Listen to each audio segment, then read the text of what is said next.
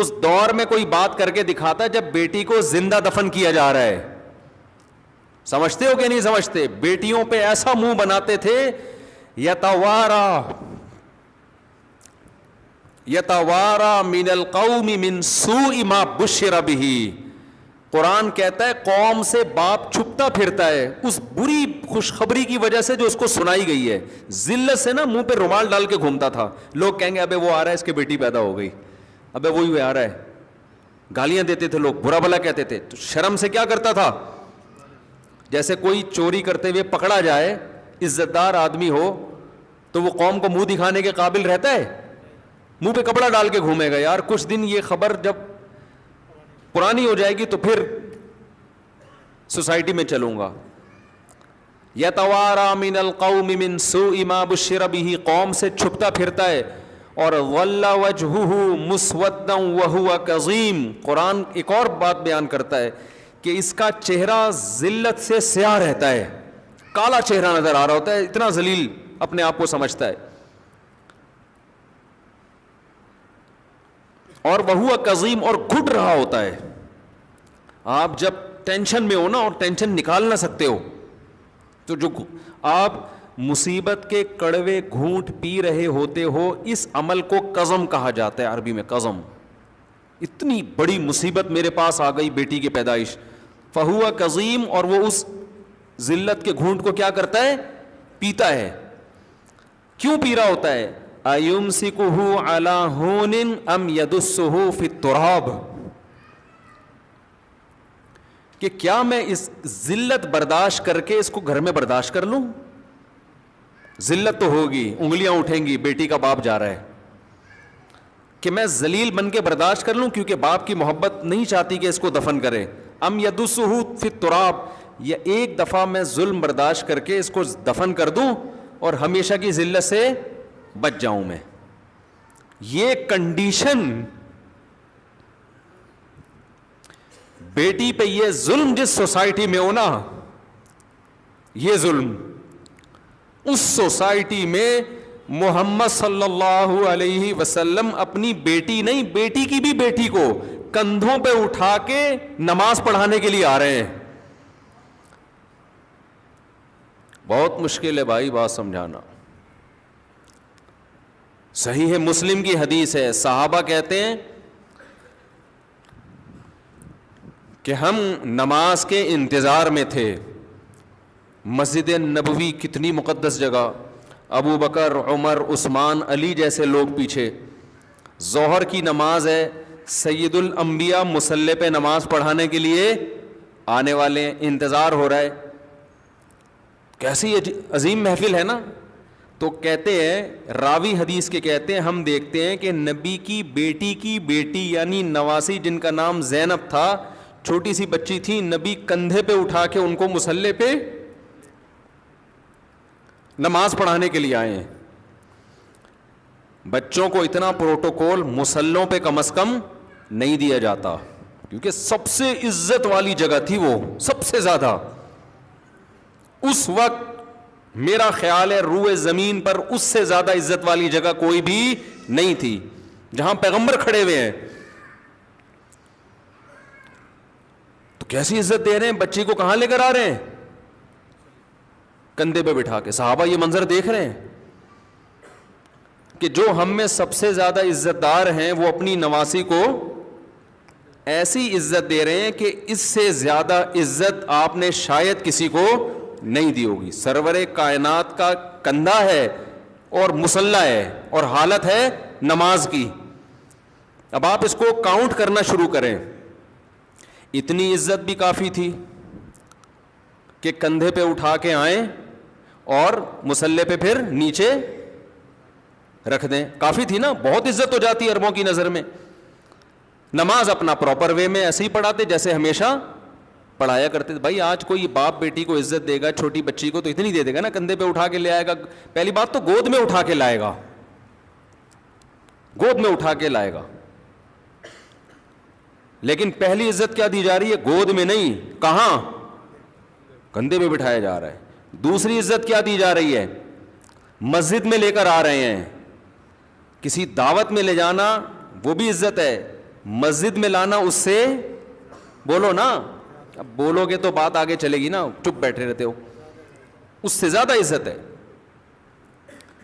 تیسرا, بھائی لا کے بٹھا دیتے کنارے پہ, ہمارے بھی بچے کبھی رڑتے ہوئے آ جاتے ہیں, کہیں کھانچے میں بیٹھ جاتے ہیں, لیکن آپ صلی اللہ علیہ وسلم اس بیٹی کو کندھے پہ ہی بٹھا کے تکبیر تحریمہ کہہ کے نماز شروع کر دیتے ہیں.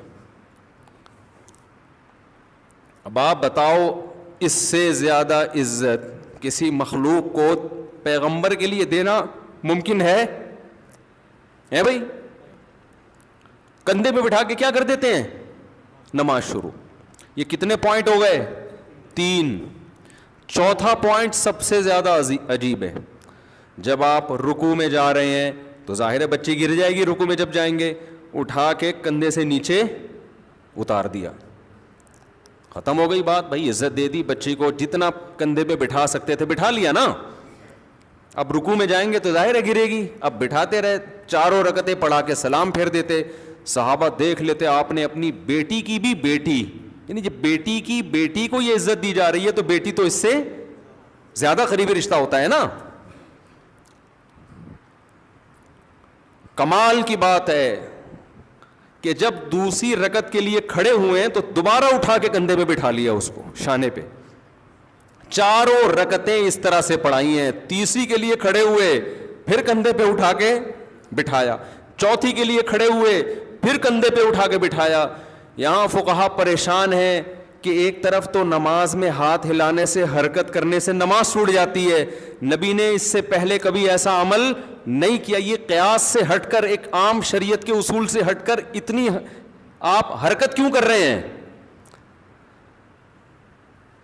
جو شارحین محدثین کے ہیں نا, دیکھو حدیث کی شروحات بھی کچھ محدثین کرتے ہیں, کچھ ایسے لوگ کرتے ہیں جن کو اللہ نے فقہی بصیرت بہت دی ہے, جو بہت گہرائی تک پہنچتے ہیں. ہم کہتے ہیں نا 2 طبقے ہیں امت میں, ایک حدیث کو جاننے والے اور ایک فقہ کو جاننے والے. فقہ کو جاننے والے کا مطلب کیا؟ حدیث سے مفہوم نکالنے والے, اس کی گہرائی میں جانے والے. اور یہ قرآن سے بھی ثابت ہے اور حدیث سے بھی کہ اس امت میں کچھ فقیہ ہیں اور کچھ علم جانتے ہیں, اس کی گہرائی کا علم نہیں رکھتے. یہ بات قرآن سے بھی ثابت ہے اور حدیث سے بھی. لَعَلِمَهُ الَّذِينَ يَسْتَنبِطُونَهُ مِنْهُمْ, قرآن کہتے ہیں جب کوئی خبر سنو تو ایسے لوگوں کو وہ حدیث پیش کیا کرو, یہ خبر پیش کیا کرو. کچھ ایسے اللہ نے عقل مند لوگ پیدا کیے ہیں جو اس کی گہرائی میں گھس کے تمہیں اس کی حقیقت نکال کے تمہارے سامنے رکھ دیں گے. سرسری حدیثوں کے الفاظ رٹ لینا, نمبر یاد کر لینا, اس سے انسان کو تفقہ اور بصیرت حاصل نہیں ہوتی. اس سے آگے کا بھی ایک, یہ بھی ضروری ہے, اس سے آگے کا بھی ایک اسٹیپ ہے جو اللہ نے کس کو عطا کیا تھا؟ فقہائے کرام کو, جن کے نام سے آج کے اسکالر چڑھتے ہیں کہ فقہا کا ذکر کیوں کرتے ہو. سنا ہوگا نا آپ نے, یار یہ فقی کیا, فقہا نے فقہ. قرآن حدیث دیکھو, قرآن حدیث دیکھو, ان کا مطلب یہ ہوتا ہے کہ قرآن حدیث کا مطلب ہم سے پوچھو, فقہا سے مت پوچھو, تاکہ اپنا منجن اپنا چورن ہم بیچیں. سمجھتے ہو کہ نہیں سمجھتے؟ تو فقہا نے کیا, علامہ نووی رحمۃ اللہ علیہ شافی فقہ کے بہت بڑے عالم ہیں. میں نے اس حدیث کی شروحات دور حدیث میں دیکھی تو سب نے یہی لکھا کہ محبت کی وجہ سے ایسا کیا نبی نے, اور یہ مسئلہ بتانے کے لیے کیا کہ بھئی بچی کا جسم ناپاک نہیں ہوتا, چھوٹا بچہ پاک ہوتا ہے, وغیرہ وغیرہ. علامہ نووی نے بڑی خاندانی بات کی. انہوں نے کہا نبی نے یہ عمل خلاف قیاس کیا ہے. مفہوم ان کا پیش کر رہا ہوں. عربوں کے دل سے بیٹی کی نفرت کو نکالنے کے لیے, واقعی, ورنہ اس کی اور کوئی لاجک بولو نہیں بنتی. حسن حسین بھی تو تھے نا, ان کو بھی بڑی عزت دی نبی نے, خطبے میں اٹھایا, لیکن اس سے زیادہ عزت نمازی کو دے رہے ہیں کہ نماز کندھے پہ بٹھا کے پڑھا رہے ہیں. آپ نے بہت محبت کی حضرت حسن حسین سے, اس میں دو رائے نہیں ہے. سیدہ شباب اہل الجنہ, جنت کے جوانوں کے سردار, لیکن بھائی اپنی نواسی کو کندھے پہ اٹھا کے 4 رکعتیں اس طریقے سے پڑھائی جا رہی ہیں. اس کا مقصد اگر آپ غور کریں تو سوائے اس کے کہ بیٹی کو زبان سے جو آپ نے ترغیبات دی نا, آپ نے اس کو اتنا کافی نہیں سمجھا نا. زبان سے آپ 100 دفعہ بولتے رہیں, جب تک پریکٹیکل کر کے نہیں دکھاتے لوگوں کے ذہن ذہنی طور پہ تیار نہیں ہوتے. لیکن آج جو زمانہ چل رہا ہے نا, وہی جاہلیت کا دور واپس آ گیا ہے. پہلے پیدا ہونے کے بعد زندہ دفن کی جاتی تھی, آج الٹرا ساؤنڈ کر کے ماں کے پیٹ میں ہی اس کو مار دیا جاتا ہے. یہ جنگلی پڑھے لکھے الحمدللہ ہم خود اپنی آنکھوں سے دیکھ رہے ہیں, ان میں ڈاکٹرز بھی ہیں, انجینئرز بھی ہیں, ان میں PhD اسکالرز بھی ہیں, جن کی عورتیں, بلکہ وہ خود عورت بھی اسکالرز ہوتی ہے, الٹرا ساؤنڈ سے پتہ لگایا بیٹی ہے قتل کر دو اس کو. ایجوکیشن الگ چیز ہے, انسان کا بچہ بننا الگ چیز ہے. دونوں کو لوگوں نے آپس میں مکس کر دیا ہے. آخرت میں نجات ایجوکیشن کی بیس پہ نہیں ہوگی, انسان کا بچہ بننے کی بیس پہ ہوگی. پہلے انسان کو فوکس کرو, انسان تو بناؤ اس کو.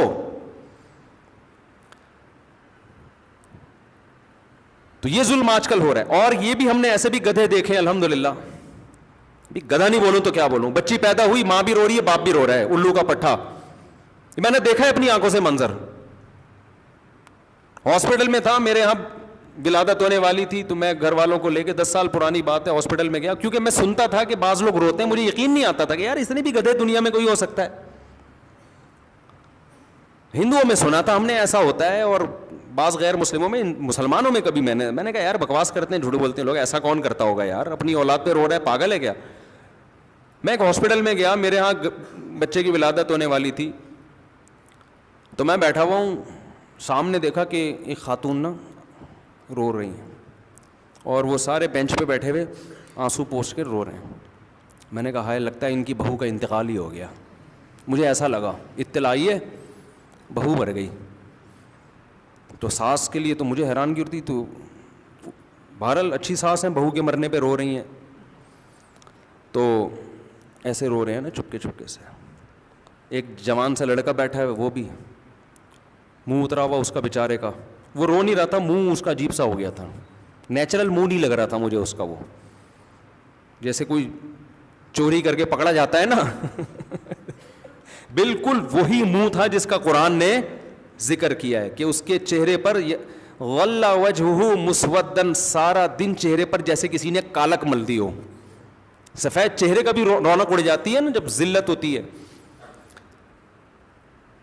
ہاسپٹل بھی اچھے علاقے میں تھا جہاں ایجوکیٹڈ لوگ رہتے ہیں, غریبوں کا ہاسپٹل نہیں تھا وہ, شکل سے بھی پڑھے لکھے لگ رہی تھی یہ فیملی. تو پھر میں نے کہا یار یہ میں بھی تعزیت کر لیتا ہوں بھائی, آپ کی بہو کا ہمیں بڑا افسوس ہوا. تو شکر ہے میں نے تعزیت نہیں کی, ورنہ پٹتا میں. پتا چلا کہ جی بیٹی پیدا ہوئی ہے,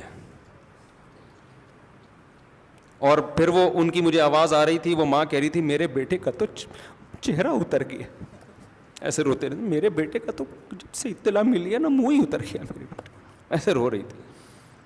یہ جو میں ایکٹنگ کرتا ہوں نا, میں نے پبلک سے ہی سیکھی ہے کوئی ڈرامے دیکھ کے نہیں سیکھی ہے. وہ میں نے پچھلے بیان میں کہا تھا نا, جب خاتون کہتی ہیں ایکچولی کام بہت ہوتے ہیں فون پہ, تو میں کہتا ہوں مجھے اتنی مشکل سے ہنسی روک رہا ہوتا ہوں نا میں یار اس زمانے میں, اس پہ بہت عورتوں نے اللہ معاف فرمائے برا بھلا کہا ہے مجھے. تو میں توبہ استغفار کرتا ہوں بھائی, خواتین بہت زیادہ آج کل بزی ہوتی ہیں, اور میں نے پہلے کہا تھا میں ان خواتین کی بات کر رہا ہوں جو میرا بیان نہیں سن رہی, لیکن وہ پھر بھی دل پہ لے کے جا رہی ہیں. ساری خاتون ایسی نہیں ہوتی, بہت ساری واقعی مصروف بھی ہوتی ہیں, لیکن بہت ساری نہیں بھی تو ہوتی نا, میں تو ان کی بات کر رہا ہوں یار. کام ہے کیا سارا دن, بچے کو کہ سارا واش روم اور بیت الخلاء کا کام جو ہے وہ پیمپر نے, خیر اب یہ پھر موضوع چینج ہو جائے گا.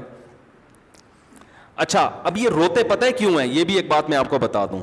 یہ جو بیٹی کی پیدائش پر اور یہ منہ بنے ہوئے ہوتے ہیں نا, سڑے ہوئے منہ, میرا دل چاہ رہا تھا میں رک کے ان کمبختوں کو لگاؤں, بغیر تو تم گدھے ہو یار, تم اپنی اولاد پہ رو رہے ہو یار, تم شرم نہیں آتی تمہیں. وہ جب بچی بڑی ہوگی, کوئی اگر بتا دے کہ تو پیدا ہوئی تھی تو تیری نانی بھی رو رہی تھی, تیری دادی بھی رو رہی تھی, کیا سوچے گی یار میں کیوں پیدا ہوئی. انسانیت ہے یار, گدھاپن. اور یہ بغیرتی ہے کیوں, میں تمہیں بتاؤں, ایک گناہ ہے جو تم کر رہے ہو, اس کی تمہیں قدرت کی طرف سے چپت لگ رہی ہے. تم نے دماغ میں کھوپڑی میں گھسا لیا 2 بچے پیدا کرنے ہیں بس, یہ اس کا عذاب ہے. اب آپشن کیا ہے؟ 2 کا. اس میں چانس ہے, جوا ہے. ایک بیٹا ہو گیا تو چلو ایک بیٹی, فیملی مکمل. نہیں ہوا نا, ہر بچی پہ چیخیں مار مار کے رو گے کہ یہ تو میری نسل بڑھ رہی ہے. یہ اس کا عذاب ہے ہماری سوسائٹی میں. فیملی پلاننگ کا عذاب ہے کہ بیٹی کے پیدا ہونے پر لوگ رو رہے ہیں. جب آپ نے نسل چھوڑ دی کہ یار جتنی اللہ دے. میں نے ایسے دیکھے 4 بیٹیاں ہوئی پھر 4 بیٹے ہو گئے, 6 بیٹیاں ہوئی 6 بیٹے ہو گئے, 3 بیٹیاں ہوئی 3 بیٹے ہو گئے. لیکن جب آپ نے دماغ میں رکھ لیا کہ 2, اب مسئلہ یہ کہ بیٹے ہو گئے تو ٹھیک ہے, نہیں ہوئے تو اب تو یار بائی چانس اب دیکھیں اب کیا ہوتا ہے. اڑے اب بھی بیٹی ہو گئی, 3 3 4 4 5 5, پھر اللہ کی طرف سے بھی چپیڑے لگتے ہیں کہ تو جس کو عذاب سمجھ رہا ہے نا وہی میں دوں گا اب تجھے. یہ عذاب ہے جو لگیں گی خدا کی طرف سے نا, تپیڑے طبیعت سے لگیں گے. اور اس سوچ کے ساتھ جو بیٹا پیدا ہو رہا ہے نا, وہ کون سا انسان کا بچہ نکلے گا؟ جب تم خدا کی پالیسیوں پہ عمل نہیں کرو گے, اپنی پالیسیوں پہ چلو گے, اور آپ کہو گے 2 ہی چاہیے اور ان میں ایک بیٹا بھی لازمی ہو, تو وہ اگر 2 کے 2 بھی بیٹے ہو گئے نا تو یہ اللہ کو خوش کر کے نہیں ہوئے. اس میں اس بات کا امکان ہے یہ 2 ایسی چترول لگائیں کہ آپ کہیں یہ 6 بیٹیاں ہو جاتی, ان 2 کم بختوں سے. کیا تھے وہ 6 بیٹیاں ان 2 کم بختوں سے اچھی تھیں. وہ یہ بن جائے گا جو ہو رہا ہے سوسائٹی میں. اللہ سے لڑنے کے بہت سارے طریقے ہوتے ہیں. ایک لڑائی کا طریقہ یہ بھی ہے کہ اللہ کہہ رہا ہے یہب لمن یشاء اناسا, جس کو چاہتا ہوں بیٹیاں گفٹ دیتا ہوں. اللہ کے گفٹ پہ رونا چاہیے کہ خوش ہونا چاہیے؟ اور جس کو چاہتا ہوں بیٹا نہیں, بیٹی بھی نہیں, بیٹیاں. اور جس کو چاہتا ہوں بیٹے گفٹ دیتا ہوں. او یزوجہم ذکرانا و اناسا, جس کو چاہتا ہے دونوں گفٹ دے دیتا ہوں. تو گفٹ تو جتنا زیادہ ہو اچھا ہے نا.